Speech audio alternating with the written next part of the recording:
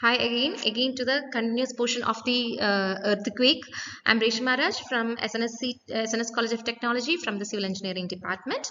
This time I'm going to talk about the earthquake damage and any kind of cases that deals with and mitigation. So quickly going into the session. So types of earthquake damage. One such very important type is our building called as structural damage, and this refers to this refers to the failure actually. What kind of failure it is? Like load bearing elements such as columns, it will affect columns, beams, shear walls and foundation. So these components support the building, so any failure here directly threatens the building and can cause the what kind of and can really the building get collapses. So major causes includes are like inadequate reinforcement, poor detailing and lack of ductility, heavy mass and weak connections. So when these structural elements fail, partial or complete collapse can also may occur. Next important thing is non-structural damages. So one such of the non-structural damages, there these are the failure or the elements that are not carrying the building's weight, but they can still cause some kind of serious injuries. So non-structural damages like it can occur in partition walls, it can occur in false ceilings, glass panels, HVAC ducts and also parapets and chimneys. Even if the buildings itself remains safe, non-structured failures can create panic or that block the exits or interrupt the normal functionality. So it will be happening especially in the areas such as hospitals, schools and workplaces. So next we can talk about the lifeline failures. Earthquakes also damage essential public infrastructure that can be termed it as like lifelines. So what are the lifelines we here included is roads and bridges, very important, and water pipes, very important, sewage networks, very much important, gas pipelines, if it is have burst, the entire place get burst actually.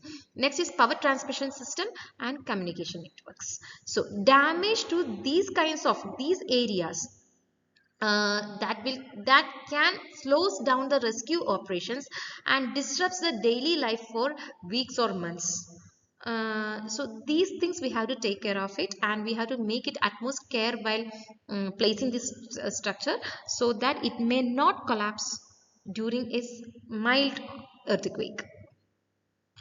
Next, very common failure modes are like in structure, column failure, next is joint failure, and another is soft story collapses. So column failure.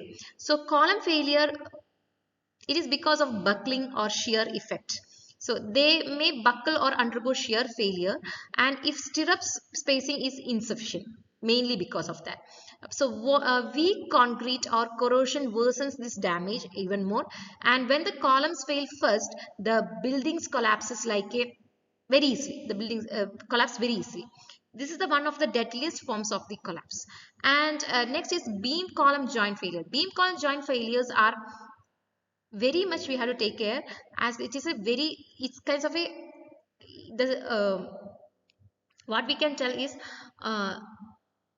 the frame itself gets collapsed, and failure of the main failure because of the poor anchorage and inadequate reinforcement and poor ductile detailing. If joints fail, the frame loses its connectivity and collapses progressively. Next is soft story collapse, very common in Indian buildings, that soft story collapses because ground floor is meant for parking in many of the very much high-rise buildings. So it will be lessen or lower the stiffness, and upper floor remains having the high stiffness, and this This creates mismatching, and this creates a weak level where forces concentrate. So during shaking, the entire building may fold at the ground floor, and many earthquake tragedies in India are mainly due to this kind of mechanism. Uh, Next is overturning or collapse of walls. So masonry walls easily, uh, what we can tell is that especially unreinforced one masonry, which are very much vulnerable. They may topple outward out of the plane failure. Poor anchoring increases risk. This often happens in older buildings and heritage structures actually. Next is notable earthquake in India. When this earthquake came into my mind, the first one that recently, not very much recently, it happened in 2000, 2 decades before, I think. So this Burj earthquake in Gujarat. The magnitude of that earthquake is 7.7, and why it becomes very much tragic is over 20,000 deaths happen, and widespread of RC building gets collapsed. Widespread, not even a building get sustained over there. So what are the lessons we learn from that is it has very poor RC, either reinforced concrete detailing it has, and soft story buildings. There are mostly soft story buildings are there, and ductile details were very poor. These are the very these are the most common factor for the huge death happen in the Bhuj earthquake in Gujarat. And next one is during 2015 Nepal earthquake, and the magnitude is 7.8, very having a severe damage to stone masonry also and heritage structures. So what a lesson learned from here is traditional masonry needs strengthening, the bonding, the connection bond, and the retrofitting is essential for the very old buildings. And also next is in 1950 Assam earthquake. So Assam earthquake is magnitude 8.6, very crucial, one of the largest in India, triggered massive landslide and changed river courses also. So lesson learned from here is like soil, the soil conditions we have to take care. It plays a very important role, and regions with unstable soils requires special design measures also. So common lesson across all the events I can able to tell it as unengineered buildings are highly vulnerable, need very strict code implementation we have to take care of, and retrofitting the older buildings are very much essential. It can save lives also. So uh, the cases we came across is the 1995 Chile, Kobe earthquake, Japan. Uh, the magnitude is 6.9 here, and it's because of the old infrastructure and base isolation, and because of the modern seismic technologies actually works well over there. And in Chile earthquake, magnitude is 8.8. Built under newer seismic codes, so it performed extremely well. And Turkey Syria earthquake 2023, magnitude 7.8, and code violations and corruptions have because of that catastrophic consequences they have to face. And construction quality is just as important as design, they came to know about it.